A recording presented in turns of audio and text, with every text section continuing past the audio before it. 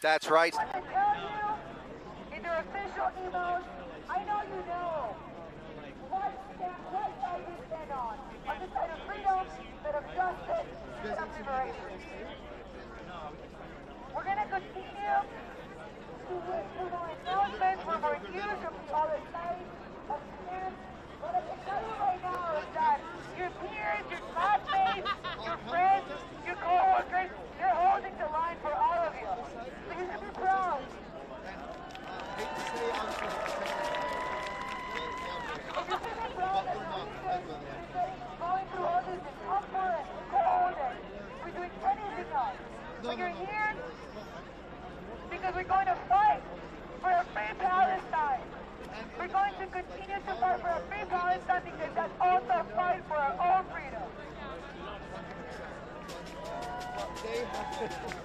I don't know how many more hours they're going to keep us waiting, but I'm ready. They're using rubber bullets. Are you all ready? They're hitting people. Everything they can use, they're using it. I don't know what the exact thing I went in the camp myself. but I know I'm not all of you. No one was You armed. got each other. Everybody We was got just each other. concerned Is that that right? was going to come in. They were suddenly afraid. All right. However, But if no these one was two doing people any see harm. us, They weren't talking. They stay weren't talking grounded bad in to our the other side. distance. Nothing. They were just minding their own. We're here to protect each other, to protect the encampment, and to all our demands are met. Yeah, I was like, it's super chill. However, people are on high alert society.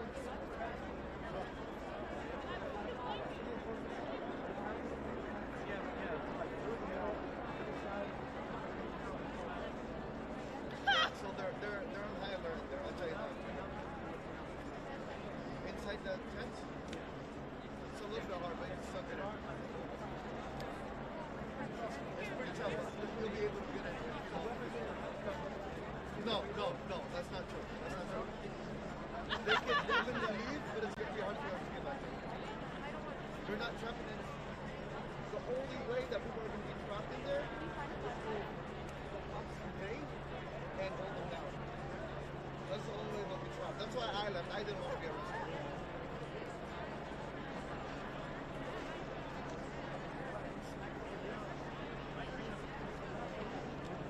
Yeah, so last night I wasn't here. I had friends inside the camp to work.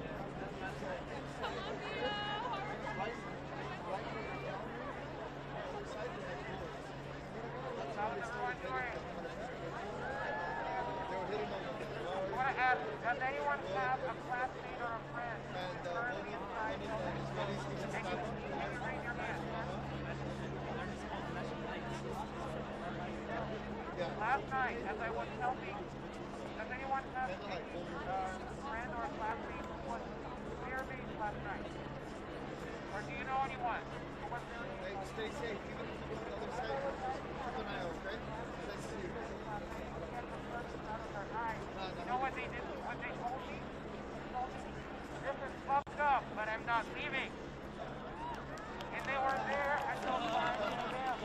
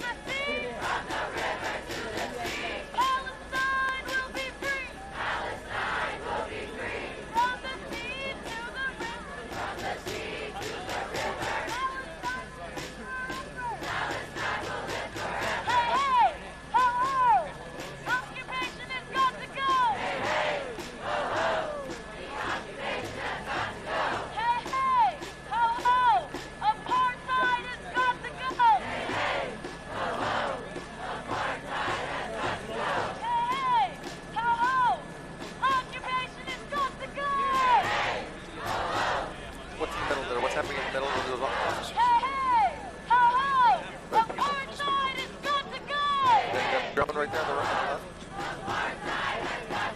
Resistance is justified. When people are occupied.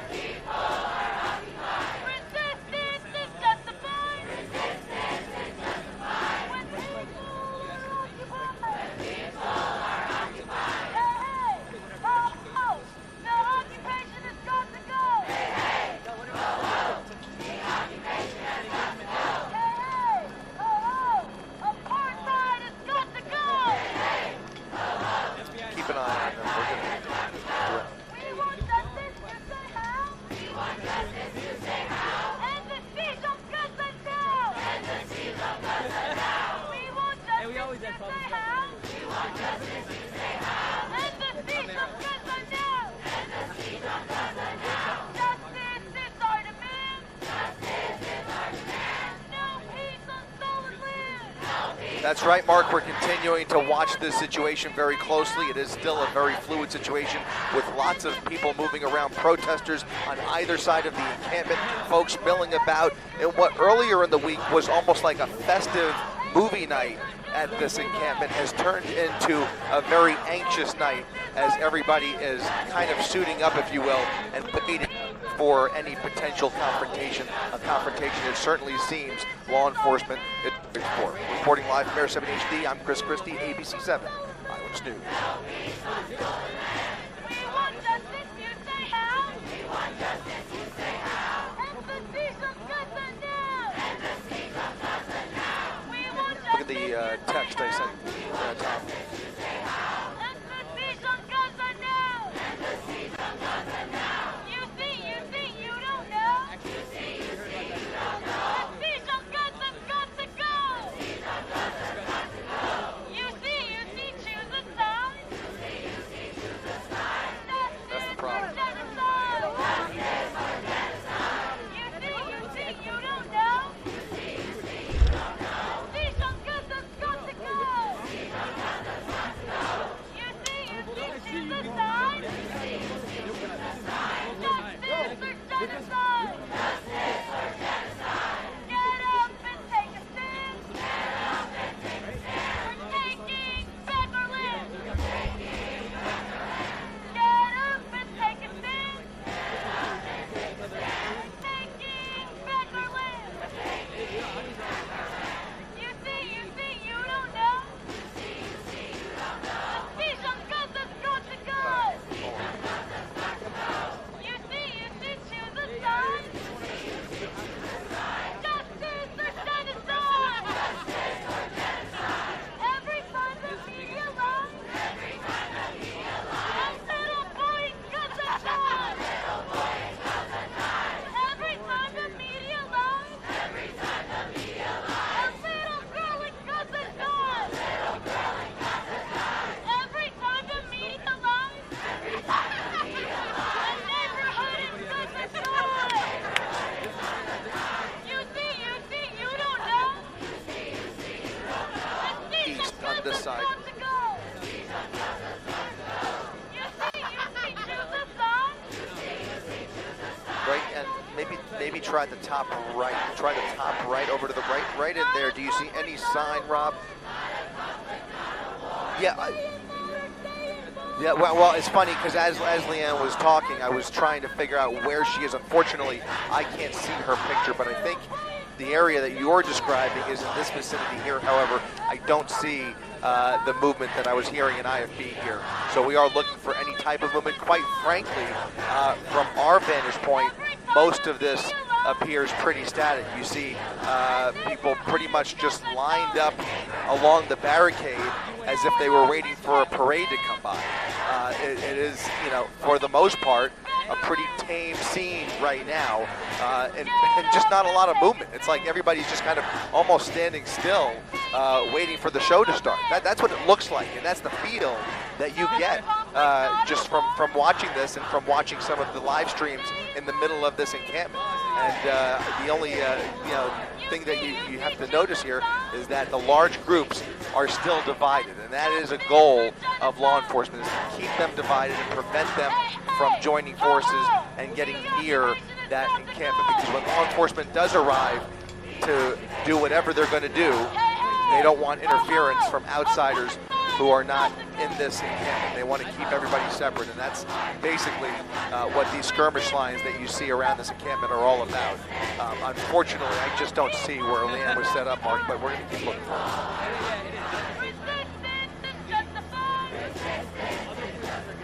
More food. There's, yeah.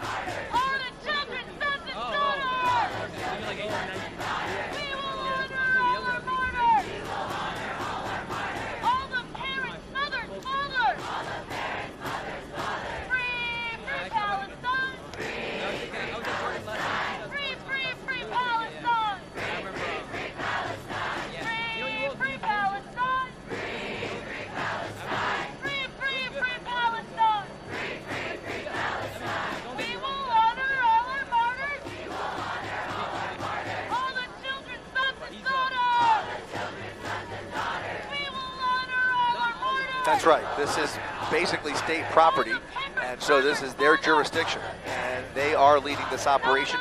We understand that the Sheriff's Department will be here for crowd control, which we can see there is a very large crowd, totally separate and independent of the actual encampment itself. And then LAPD will be providing a supporting role to hold the perimeter and prevent more outsiders from entering the area.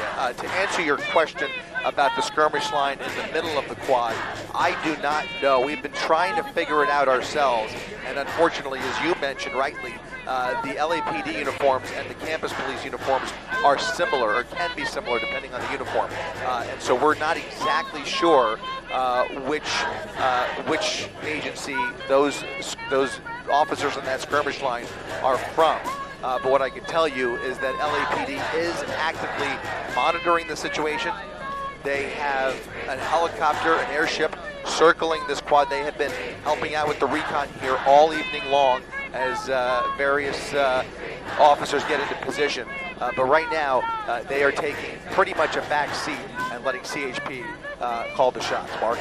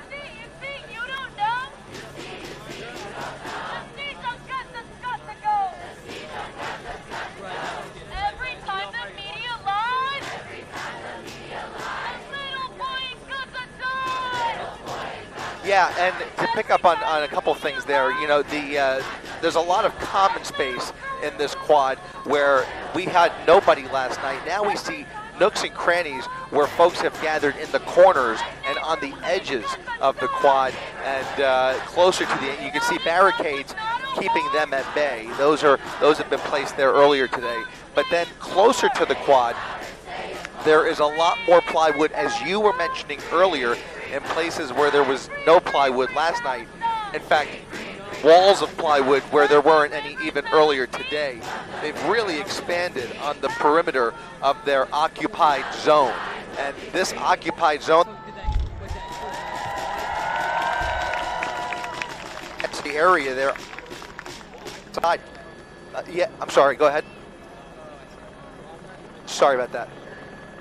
Yeah, I was just referencing all of this plywood, this wall, this makeshift wall that you were referencing earlier is indeed all new. They have been building that all day long and now basically control more space than at any point during this encampment's existence. And so there has been really no authority in that zone, in that encampment zone. All of the officers that you see are on the outside of those plywood walls.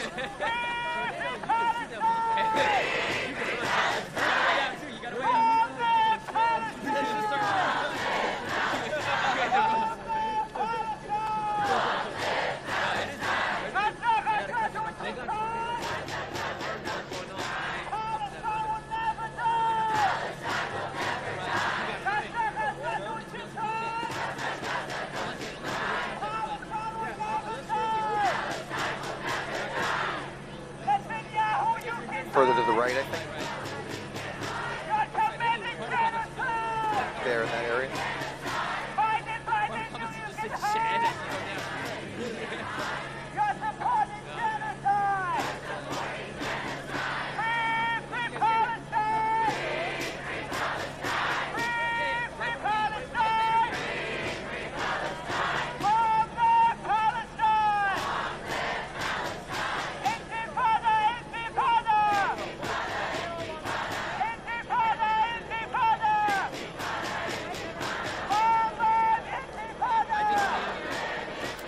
Yeah, it's a relative term, but you know, it definitely is more calm. I will say that. You know, it was a little bit disconcerting earlier today to see the amount of equipment that was being brought in here, literally in preparation for a conference. Literally, there was a sign. Each tent in the middle of the encampment is labeled with different supplies. You have a PPE tent, you have a helmet tent, you have an umbrella tent, you have gas masks, and then there's a whole tent that said protection kits for tonight. There was a whole sign of protection kits that people could come over and pick up to defend themselves tonight, and even shields that could be used in the case of confronting law enforcement. So it may appear peaceful.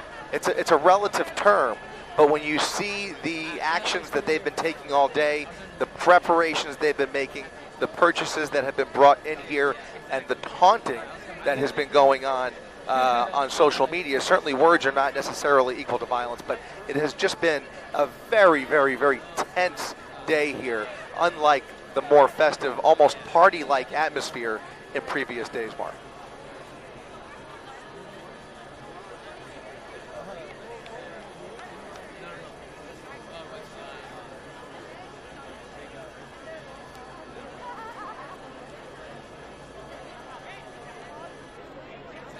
Haven't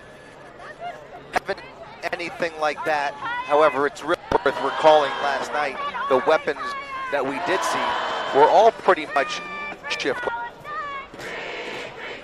at their disposal, and these folks have brought in lots of things that could certainly be turned into weapons. Not to presume, but we haven't seen any actual weapons, if you will, overt weapons that we have been able to witness. Not something that we have actually witnessed.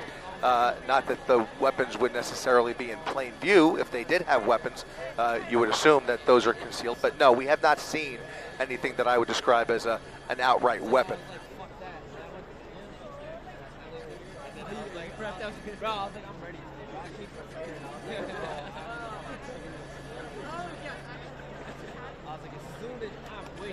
That's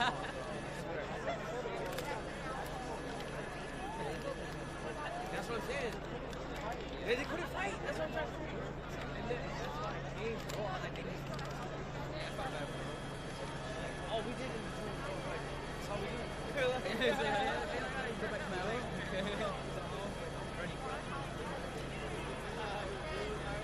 And you know what? The worst thing is this. Well, like, the only thing that really sucks about it is and then they were playing the babies. Bro, I literally felt like, oh, dude.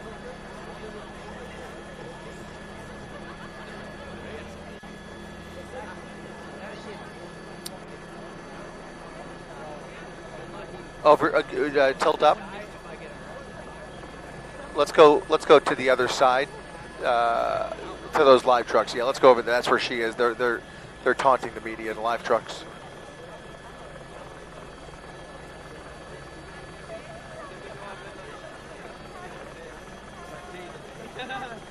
Dickerson. Dixon.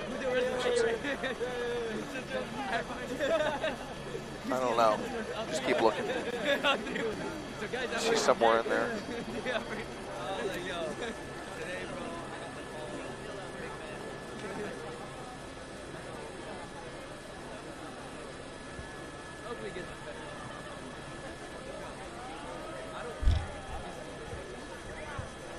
I get your point. I do get your point.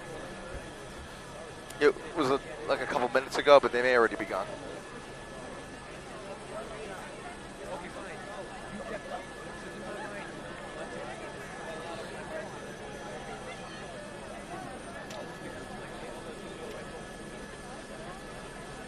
Right. I'm with you on that. Yeah.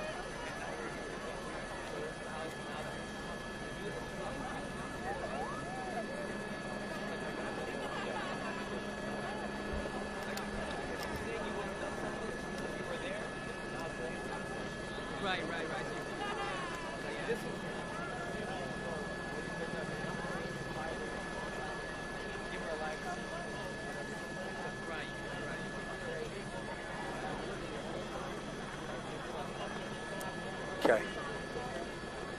Okay. I might do that.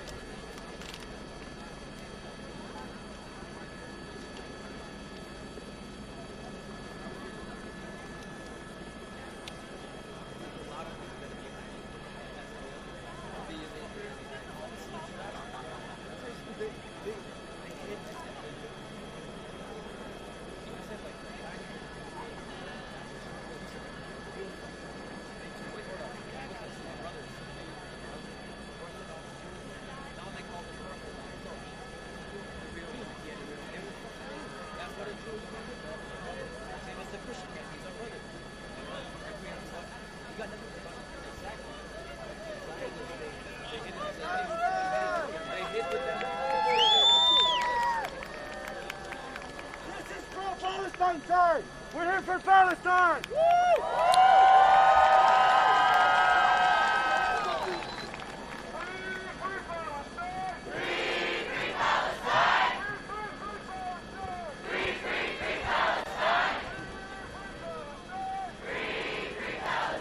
Good shot.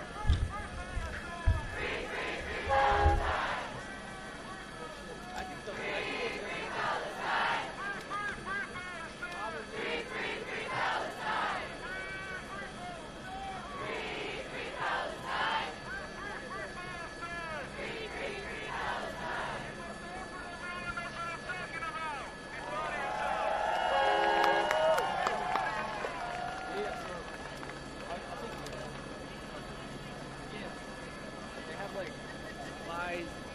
The bathroom.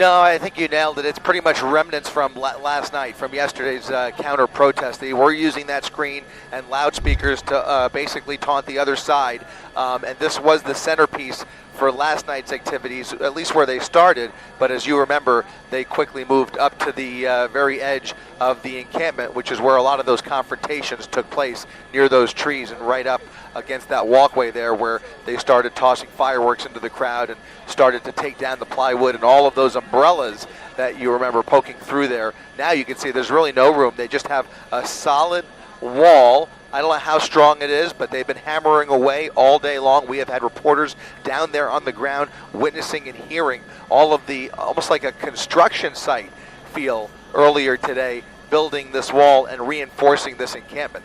Now, beyond the walls of this encampment, if we tilt down a little bit, Rob, there are doorways that lead into these halls. The library, I believe, as well as Royce Hall, where we have seen large groups of officers come out of both sides of the quad. Right there where somebody is walking out right now, there have been large groups walking out almost as if in a drill-like fashion, march in formation, and then they have moved back inside the buildings. At some points, when they see protesters, and I'm talking outside of the encampment, when they see protesters or supporters of the encampment get a little too close for comfort or get into areas where they don't want them, or they get too close to other large groups, they try and keep those groups separate, as we've been talking about.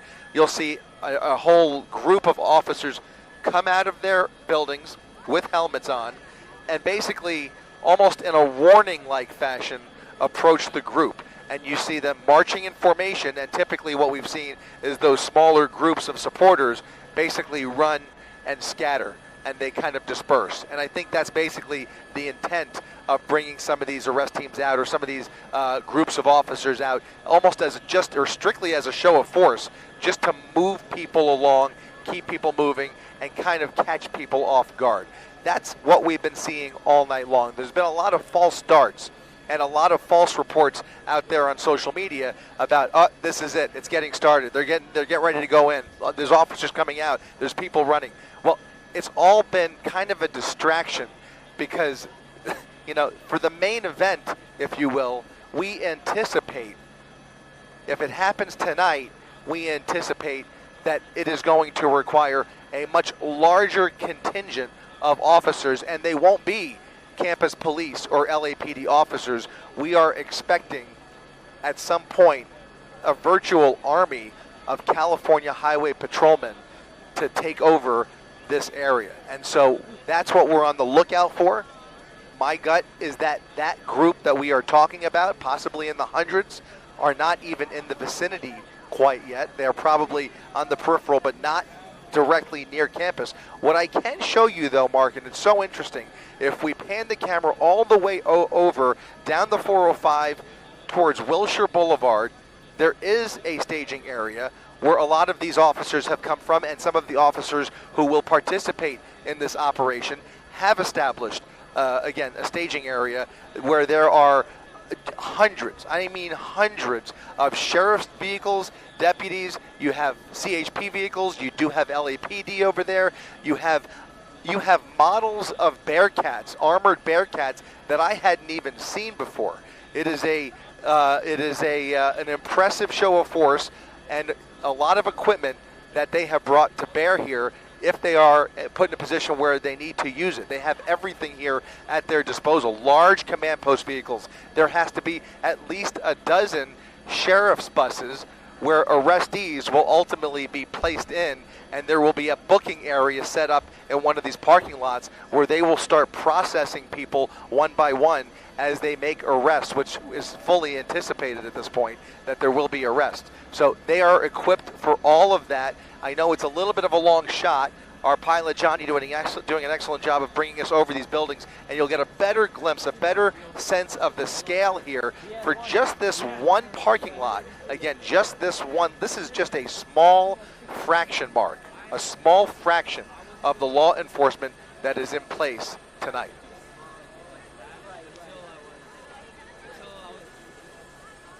That's right.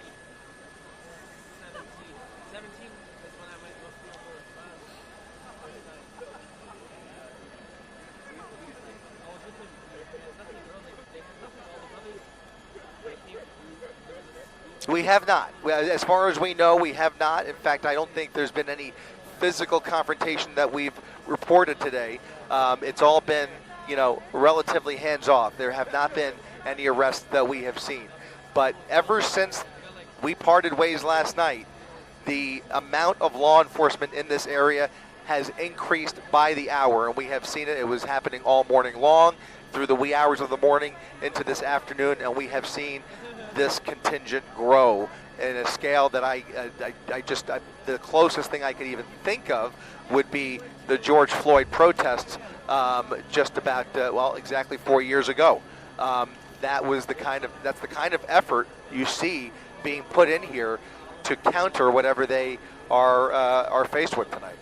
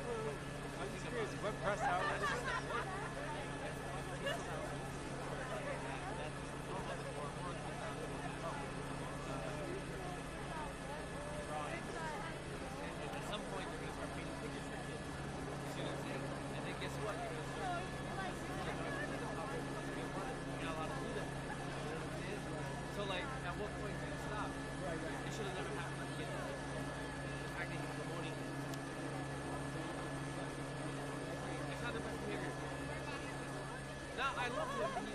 I follow him as a team, as far as people who speak to my soul of law about Islam, that's my soul. Outside of that, I think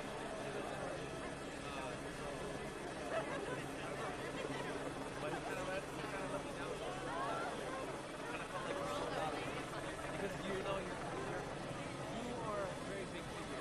You accepting the change, essentially, to the world. Change. Little by little, they'll start making letters and words. And then, right. This is scary. It is, 100%. A lot of people on this.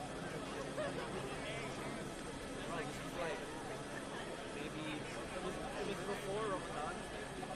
So I think it was like maybe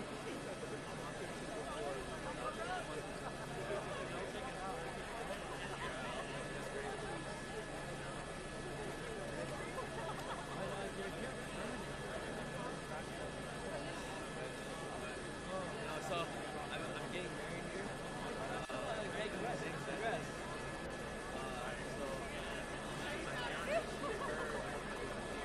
She wanted to stay here. She wanted to come to Michigan. I'm from Cali. At first, it seemed like a better deal. What part is she from? Is she from LA or like? She's in Chinohanas. Oh, nice, okay. good. Hey, congrats. Thanks. Yeah, of course. Inshallah, August. I'm gonna get married. Inshallah.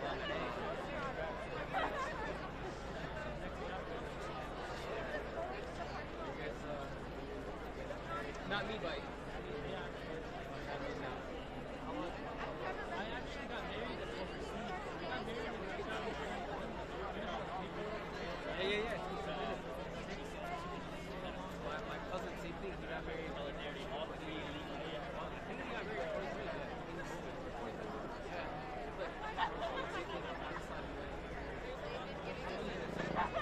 She's still not here. She's it does take a while. He had a kid. He actually moved there. So he moved there for a little bit. Now he's back. He's thinking that her visa's coming up and whatnot. And he wanted to get a house and get ready. But man, I always feel so bad for him. Damn, bro. Yeah. Living away from his spouse. And now he has a daughter, mashallah. So like, yeah. But the good news is she's still a citizen. Oh, no. Oh, you're the mother. Yeah. Right. Same thing with you. Yeah. She's naturalized like right away. Right. Yeah. I didn't. Yeah. Right. Yeah, man. So what's up with you, bro? You looking her or what? Hey, I am actually. Yeah. But yeah, nothing picked up traction.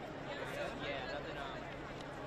You know, it's not easy. It's not easy. I know that. Trust me. Yeah. It's just. It's actually. It's just, you know, it's fun to do. One into it. So, like, what are you looking for? Just, that's a good pursuit. A lot of people. I don't want the.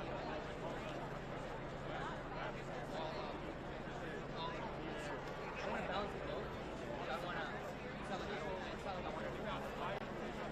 But nowadays it's so fun. I want to be good. Yeah.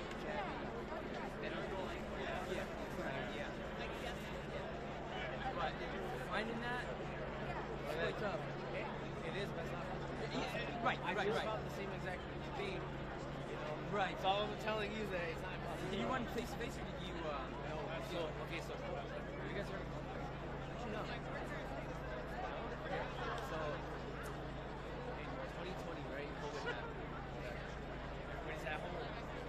So there's this app that comes called Clubhouse, right? It's one of those where somebody has to invite you, and then you can join the app type thing, right? Right. Okay. Anyways, long story short, there was this girl that I used to talk to from another app, like Dill or something like that. Right. I forgot what it was. It's like one of those. I know exactly what you're talking about. Minder? Yeah, there you go. Yeah. So I used to talk to this girl from Minder. Long story short, we just became friends. She lived down here. What happened?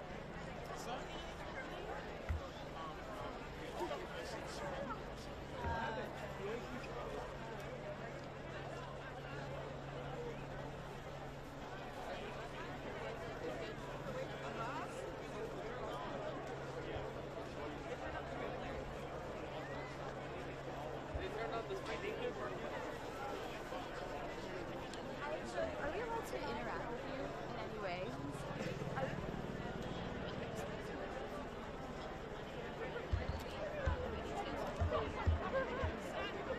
Just be safe, because I know they're not nice to us.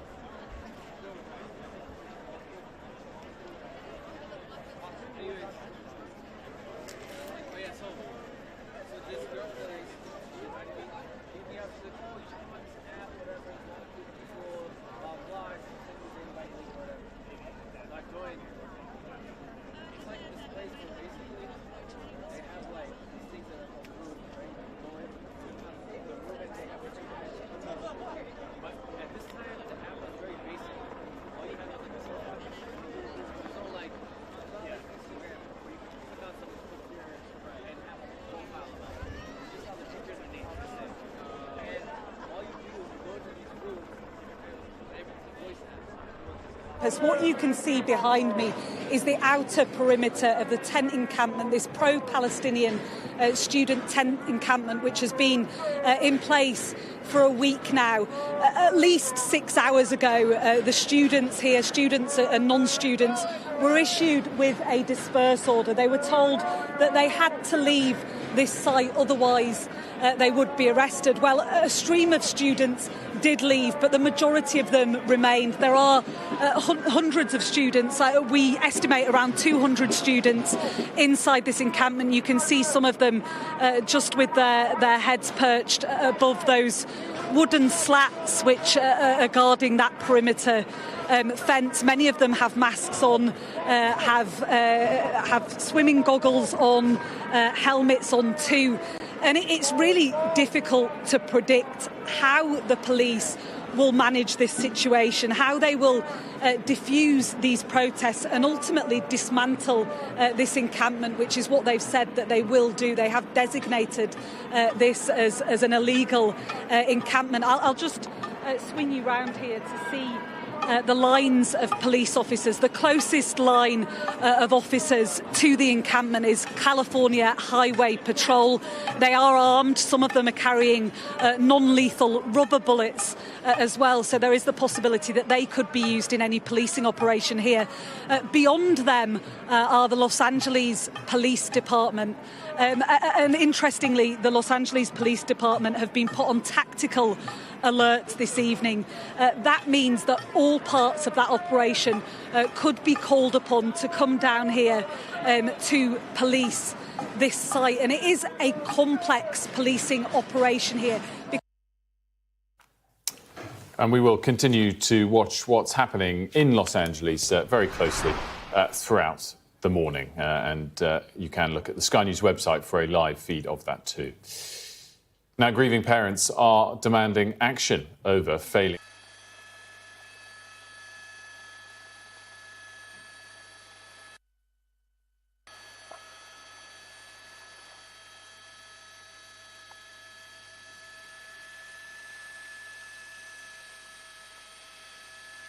Yep, exactly. I didn't even see this earlier, and yeah, it's very organized.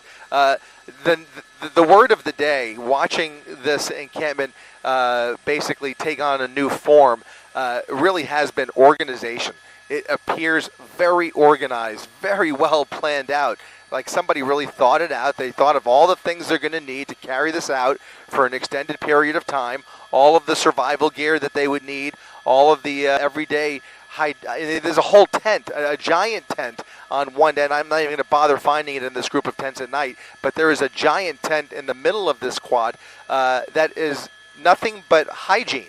Hygiene supplies. It literally says hygiene on the tent, and they've got everything you could think of, from toilet tissue and paper towels and all kinds of other household items. And you can see just how organized this has been, both in the living conditions as well as the defense mechanisms that they have used to basically fend off law enforcement tonight. The signs literally said protection for tonight. They have all the PPE they could need. They've got all the supplies that they needed to reinforce these walls, and all day long I've got clips. I mean, it's just incredible. I've been posting them online of supplies flowing in here in a conveyor belt style fashion, where they are just taking piles of wood and building this wall all day long. It's been a day-long effort to nail these pallets and plywood boards together right along the barricade where that confrontation took place last night. And now you can see it's basically all sealed off right there. That's the east side of the wall. But only this time they've added a whole other side to the wall, which is much larger and looks sturdier in scale on the opposite side as well. That's the west side of the encampment. So we'll see which direction law enforcement comes from. I suspect they will come from all different directions. It'll happen at a time of their choosing, and it'll be a surprise for everybody probably.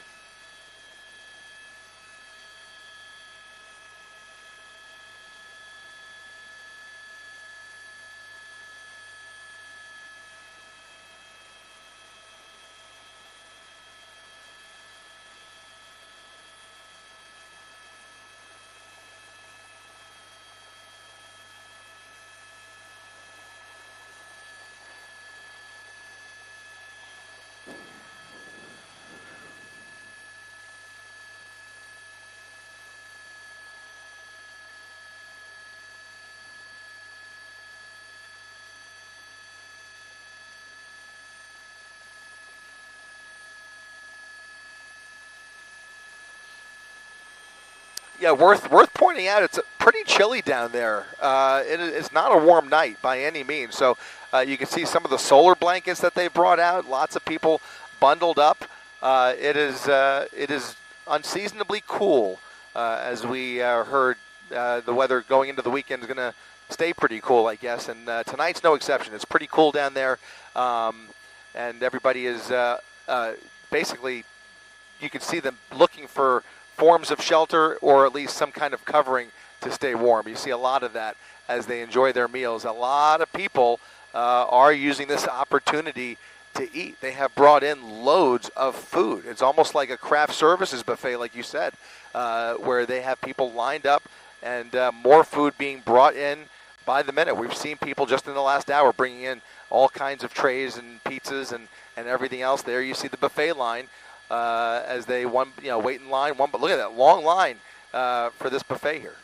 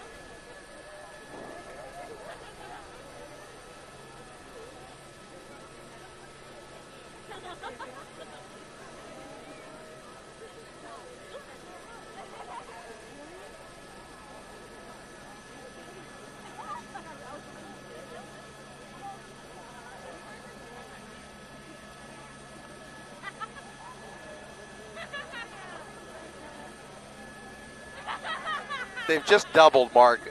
Both lines. Well, the LAPD line has doubled in size, and the CHP line from one line 10 minutes ago is now a double line. Is this an indication? It seems like they are casual. It doesn't all happen at once. When you're mobilizing this kind of a force, it's happening, it seems like, in stages. It seems like we're getting closer to something here just by watching the casual growth of these skirmish lines here on the east side of the quad. Again, 2 full skirmish lines of California Highway Patrolmen, and the LAPD lines have doubled, if not tripled, in force.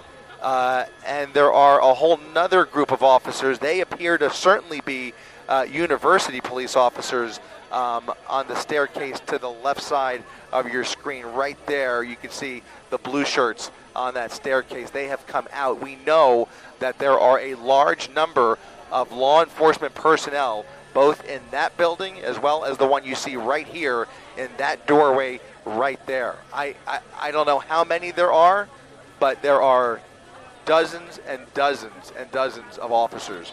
At one point, a good bulk of them came out and went right back in. Some of them have come out since and actually formed this larger skirmish line, but I believe there are many more where that came from. Why is that important?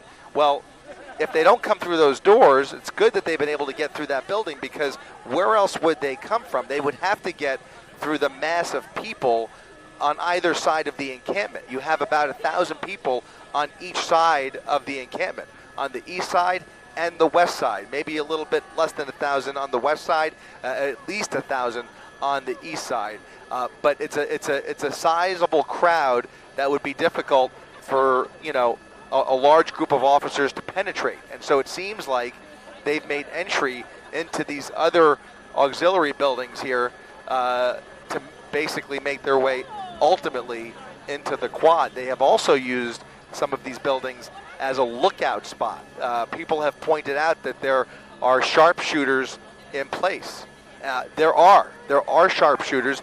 Are they here to shoot anybody? No. I mean, they're looking for threats, but probably more than anything else, they are observing with their scopes and assisting in the recon for the watch commanders on the ground as this moves forward through the night.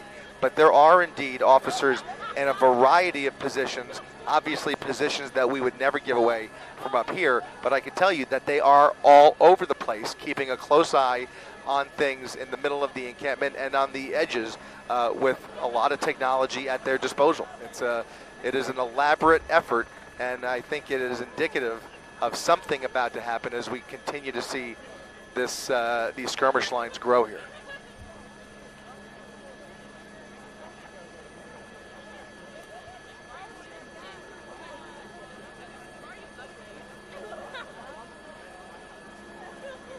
Yeah.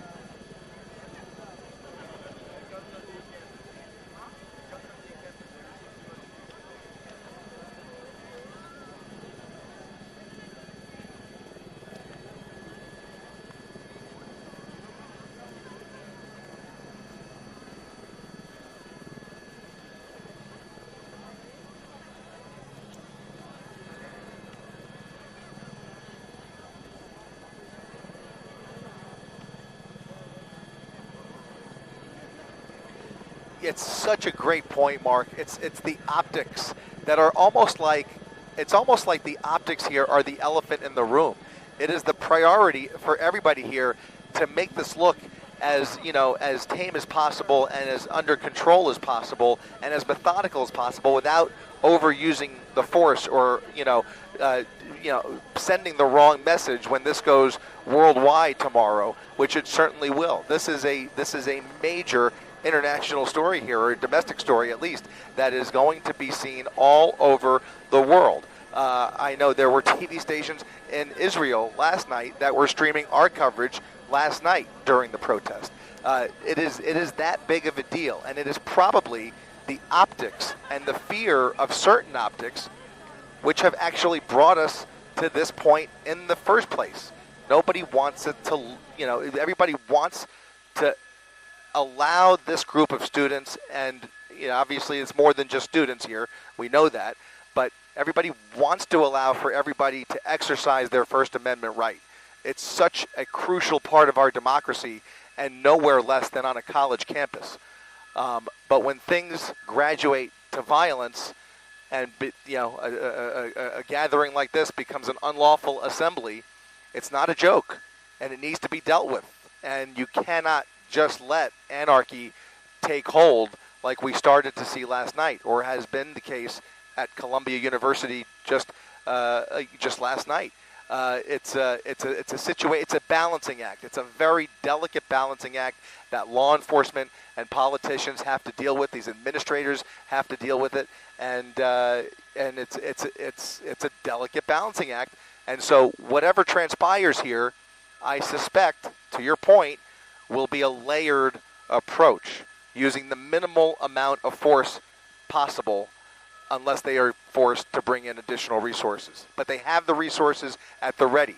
It's nearby. It's at their disposal. They have tons of technology, tons of tools that they could use to take this, to disperse this crowd and to eliminate the encampment. They have the available resources to do it. Will the group participate and cooperate and go peacefully? Will they start to recede and go home? Will the crowds thin out as the night goes on? And maybe that's when they take the opportunity to start, giving people the opportunity to leave on their own accord. And to what extent will they face resistance? These are all open-ended questions, but the optics are what are driving a lot of the decisions. Paramount is the safety of the officers, as well as the safety of the protesters themselves. But the optics are the elephant in the room that are on everybody's mind.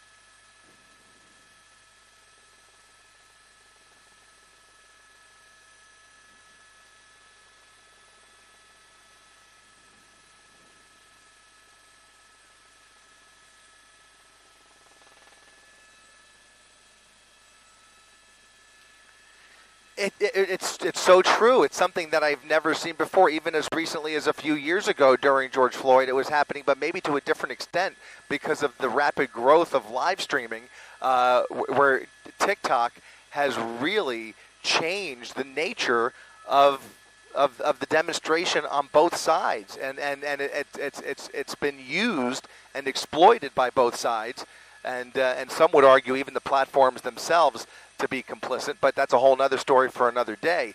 But the platforms are being used as a communication tool, even within the protest. Even here in a local protest, and probably at the various universities across the country, where you have people talking to each other and threatening each other via social media.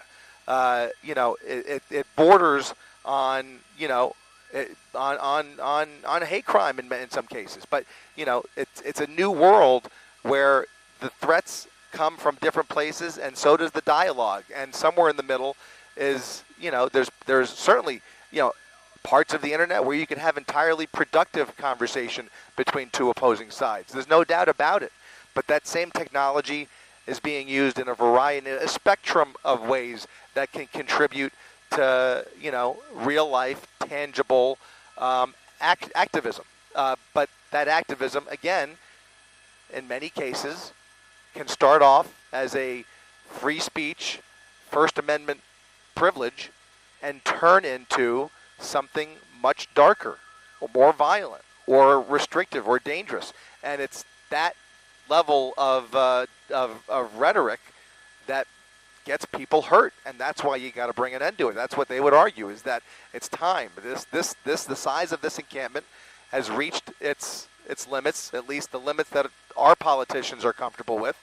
We have seen these same types of protests handled a dozen different ways in the last week in a dozen different places across the country, depending on what jurisdiction you're in and depending on what university campus you're talking about. It's a very different vibe in New York versus Florida versus Georgia versus Texas versus UCLA. It is part of what makes our 50-state union unique, and we're seeing it play out in real time tonight.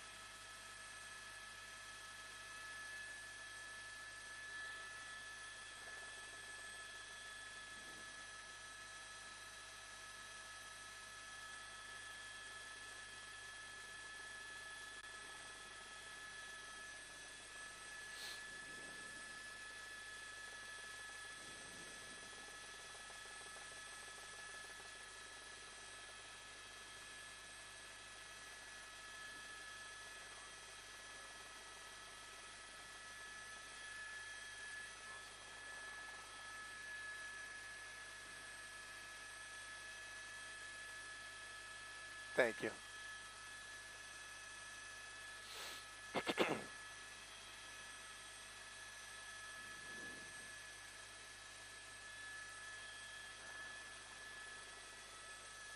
Keep an eye out for just an army of flashing lights. I think that, we got to be getting close here. Probably coming, I would imagine, up the 405, unless they're already closer.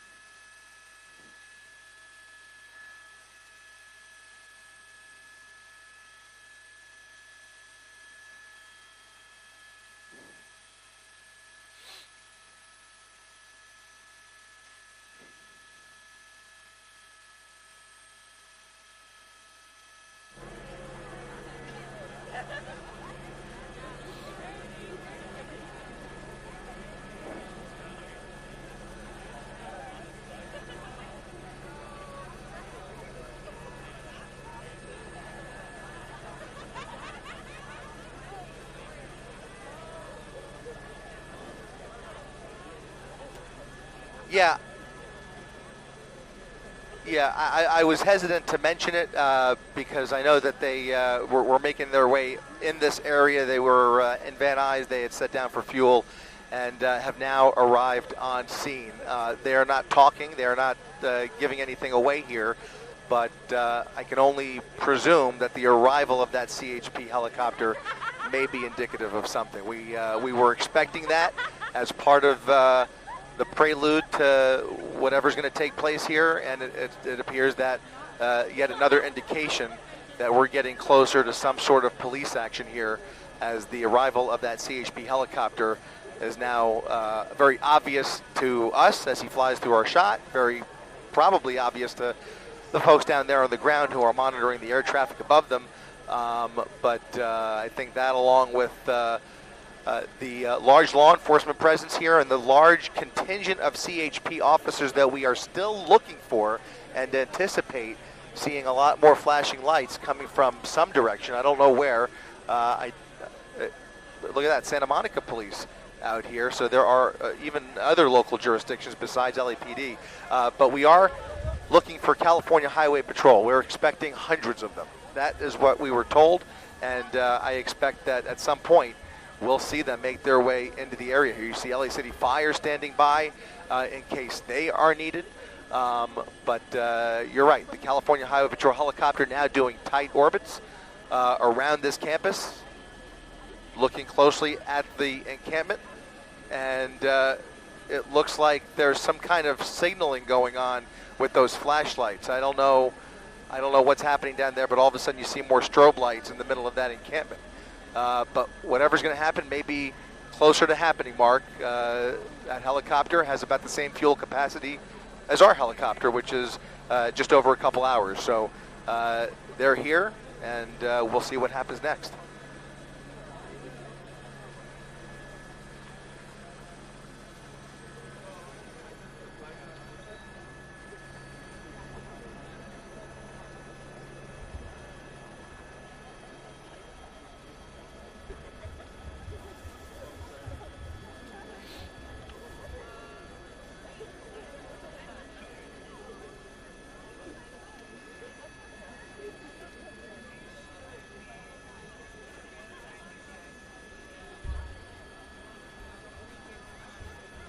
Mark.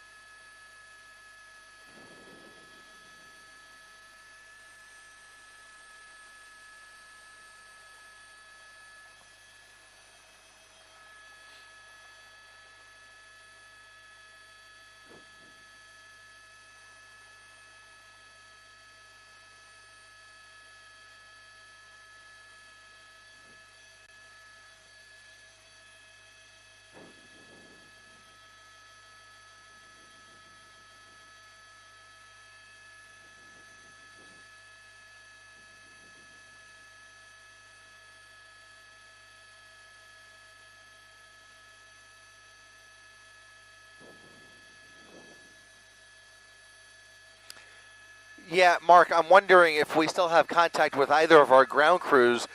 Being told that the helicopter has or may be about to make a dispersal order PA announcement from the helicopter. I'm just curious. Obviously, we wouldn't hear that from Air 7, but I am curious if that has happened. That may be, again, more indication that the final steps are being taken to disperse peacefully here. But I am being told that the helicopter may be about to, if they haven't already, make an announcement. I'm not sure if we're in touch with Leanne or Shayla.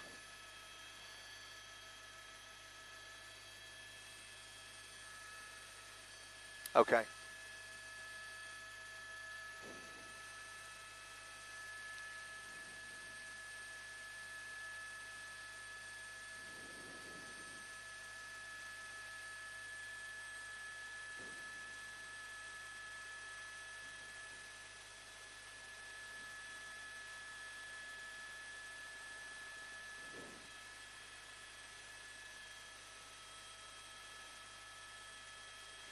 Yeah, it certainly is, Mark. As we kind of scan the campus, we're just basically looking for any sign of law enforcement vehicles that may have gotten closer to the area we're talking about here.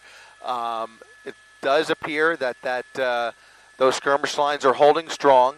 They have definitely grown over the last hour, but they are holding strong, and it does appear that we're getting closer to something. It just seems like, well, who knows where these officers are ultimately going to be coming from. It's just really anybody's guess. We know I can expect at least a group coming from those other two halls on this side of the encampment. But just from all indications that we've gotten, we expect a whole lot more California Highway Patrol officers where these gentlemen have came from, and we just don't see them yet. Difficult to see. There's probably a good reason why they decided to do this at night or in the overnight hours, but the darkness definitely helps them.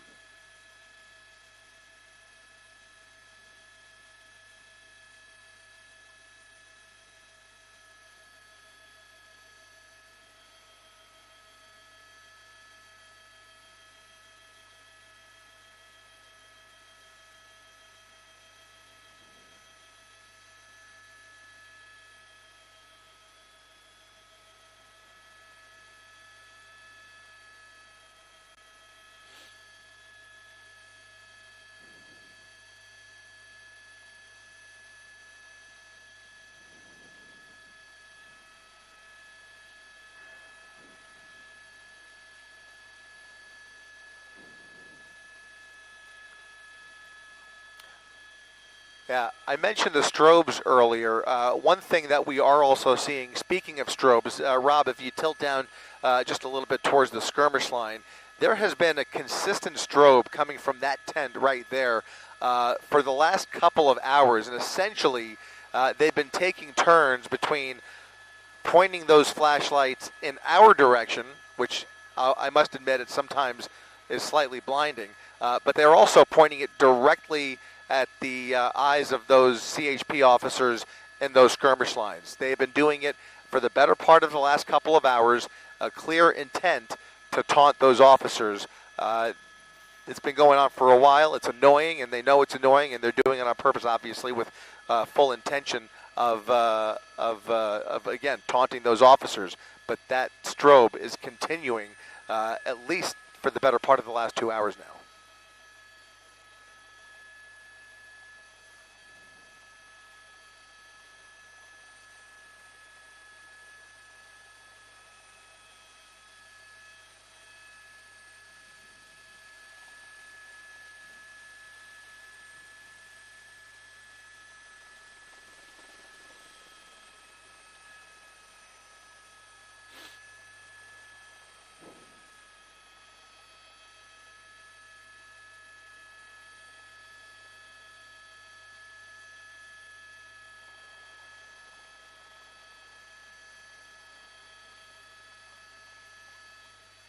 Yeah, once again, you can see them now pointing it towards us.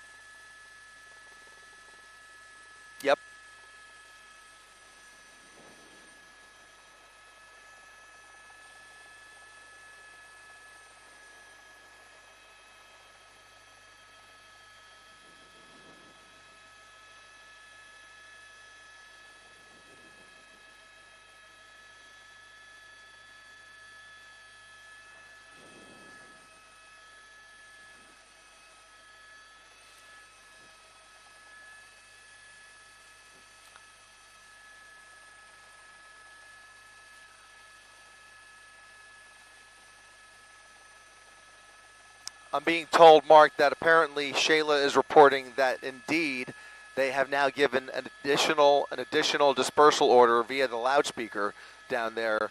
It's been happening occasionally throughout the night, so it's been ongoing since about 6:15, as you mentioned.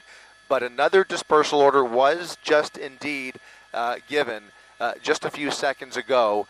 So just kind of reading the tea leaves here, we are seeing more activity, and now yet another dispersal order as the clock ticks on here, and that CHP helicopter continues those orbits.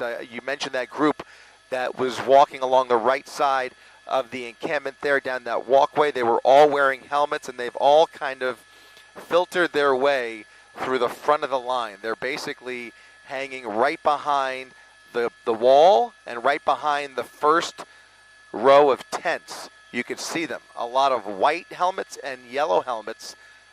Almost everybody on that front, I would say the front 10 feet behind that wall is wearing a helmet.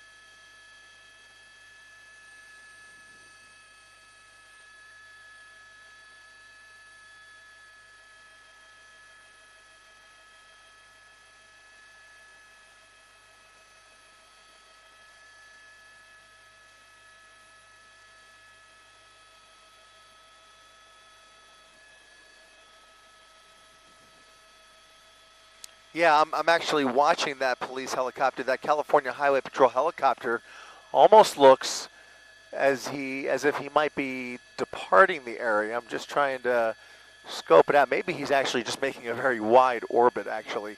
It looked like he was moving away. He's all the way over the 405 almost now, but still basically in an orbit pattern around the campus. So I'm not sure, what that's about, or if he's going anywhere. But just kind of reading the tea leaves here, just looking for any indication or any activity whatsoever, because for the most part, it's been static otherwise, other than the occasional movement of groups of protesters or groups of officers in one direction or the other. It's almost taken on more of a standoff here with those guys behind the wall. But other than that, other than that, it's been pretty static here.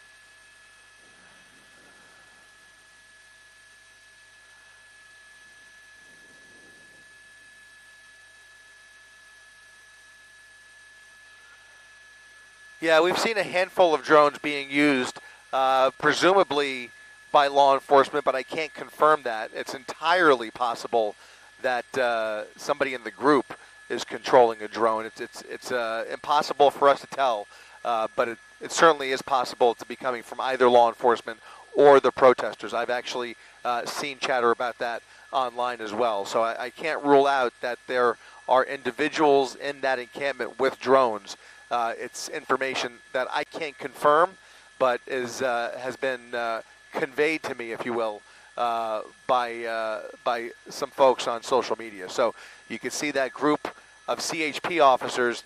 By the way, both the officers in the shot here and the LAPD officers behind them, they've been standing there for some time now, and I don't even recall the last time we've seen them get swapped out. But essentially, the skirmish lines, to some extent or another, they've grown in the last hour, but the minimal skirmish line has been in place for about the last 5 hours, and I can't imagine what it's like for these officers to be standing there for so long. I mean, this is really dragging on. I'm sure at some point when we weren't looking that they are swapping these officers out. It would be,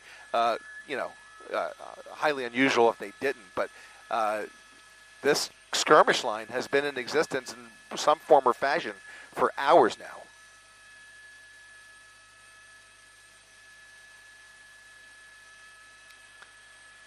Yeah, in full gear. Yeah, absolutely.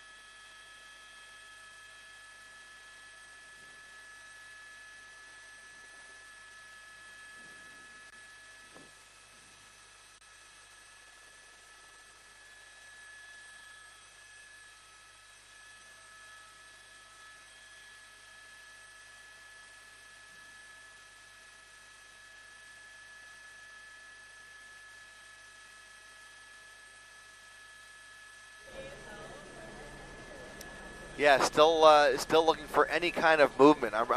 My eyes are peeled. All of ours are. We're looking within that encampment and around the campus for any sign of movement, and we're just not quite seeing it just yet. It seems like even the activity within the encampment has simmered down a little bit. Let's go ahead and push in a little bit, Rob, and see if looks like people are still walking around. I mean, the food line has shortened, I think, slightly, but folks are kind of concentrated in the middle, especially the ones without helmets. But I mean, even the ones in the middle, there are a fair amount of helmets throughout the crowd here.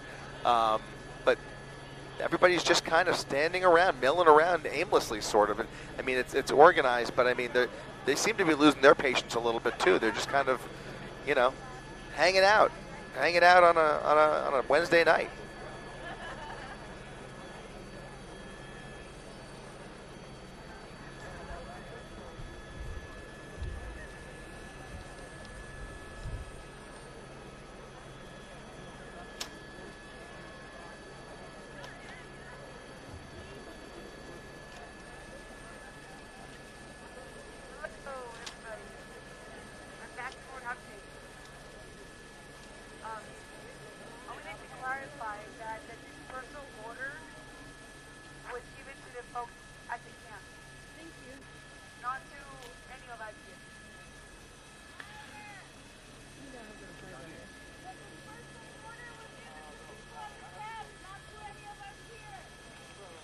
Let's take a look. As recently as about an hour ago, I did see somebody still. Look at that. There is somebody actually working on the wall right there in the corner. Not sure if he's trying to just look over it and kind of get a lay of the land on the other side of the wall, or if he's actually securing it. But you can see some folks, several folks actually, looks like they're just trying to climb and peer over the wall to get a glimpse of what activity is taking place on the other side. So they've built the wall around metal barricades, and then about 10 feet in front of the wall is an additional line of metal barricades. I guess at some point, the officers that eventually move in here will actually have to cross that line of barricades. So they'll probably come along the side, I would imagine, and start to fill in that gap if they're going to start forcibly removing the plywood. It's a large encampment. I can't understate how much this encampment has grown over the last week, and it's a sizable amount of property. Tough to put an accurate. Actually, let's go ahead and use our measuring tool here. We can actually give you a pretty good idea of how wide this area is. About 200 feet from building to building, and then if we measure it long ways, it's probably at least a football field from east to west, I would imagine. So essentially we're looking at it, yeah, about 300 feet. So about a football field is what we're talking about here, Mark.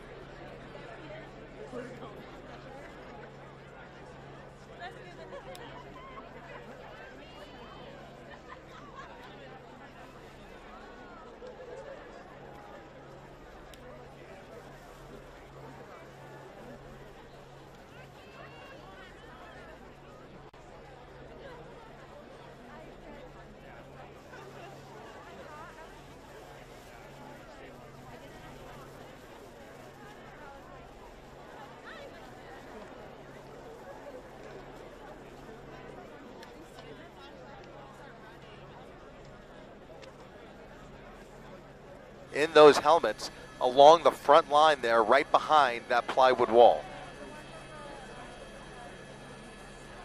That's right.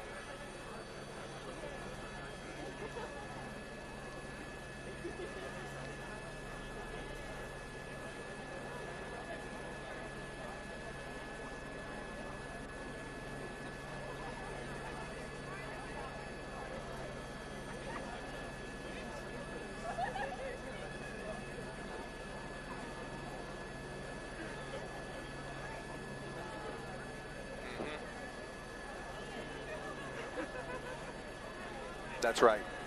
And I think it's fairly obvious at this point. You know, again, I keep speaking of this large group of officers that we're expecting to see, and again, where they come from. Again, there's limited options here, but the officers that you see in that skirmish line are far, far, far, far, far outnumbered. So these would likely not be the initial group to, you know, move forward on this encampment.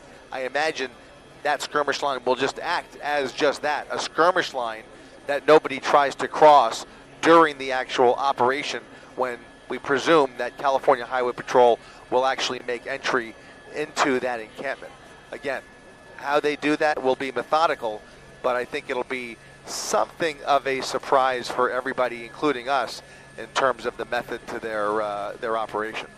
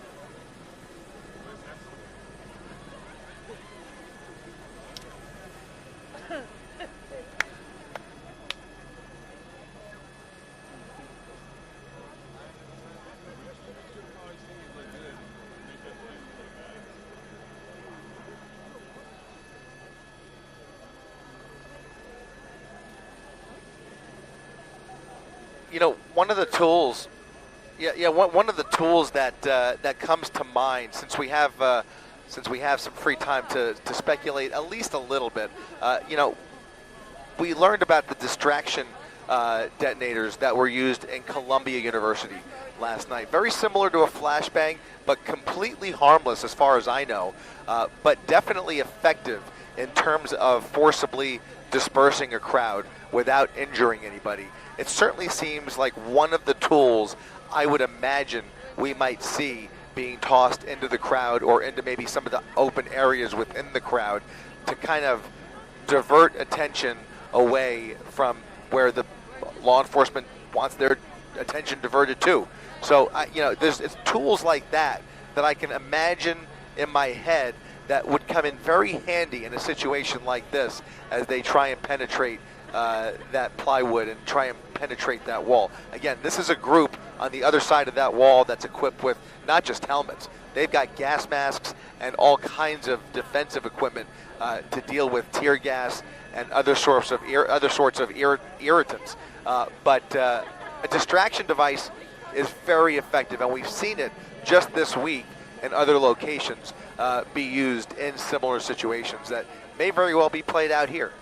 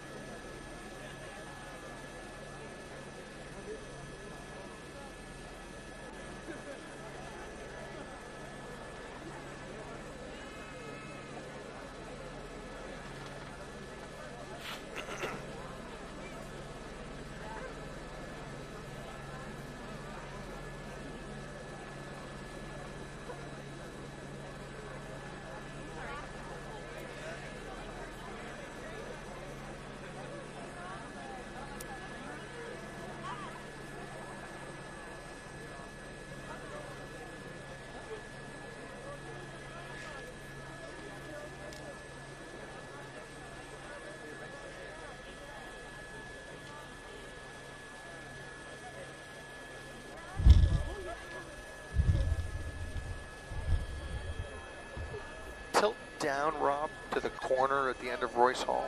Right there, right in that corner there. That's all sealed off in the bottom left. Continues, right?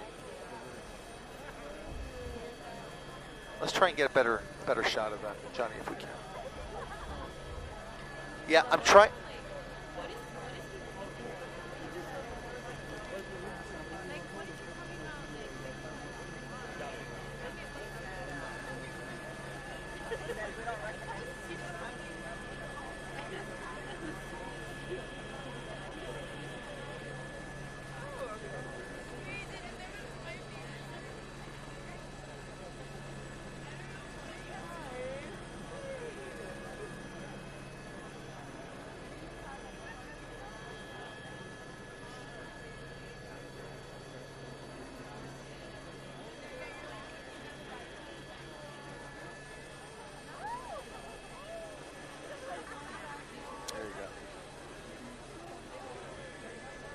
Good shot, good shot, good shot.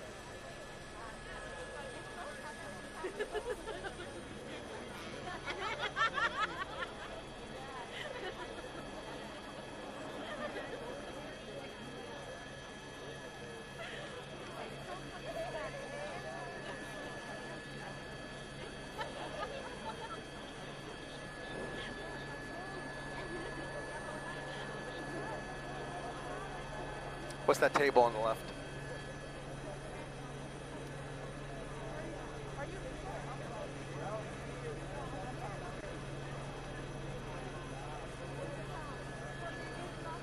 Medical?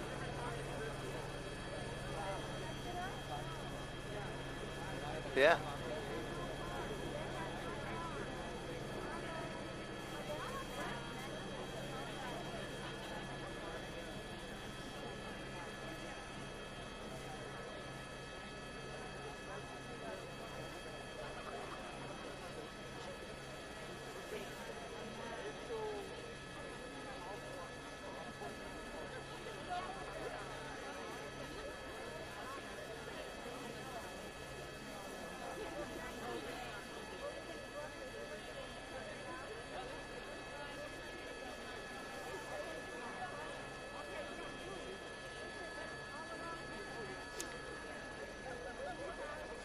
what's happening.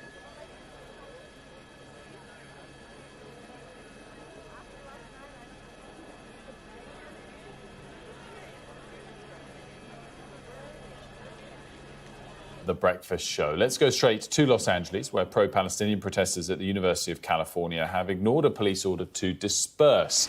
Our US correspondent Martha Kellner is at UCLA. She joins us now. Martha, very good morning to you. Good evening there.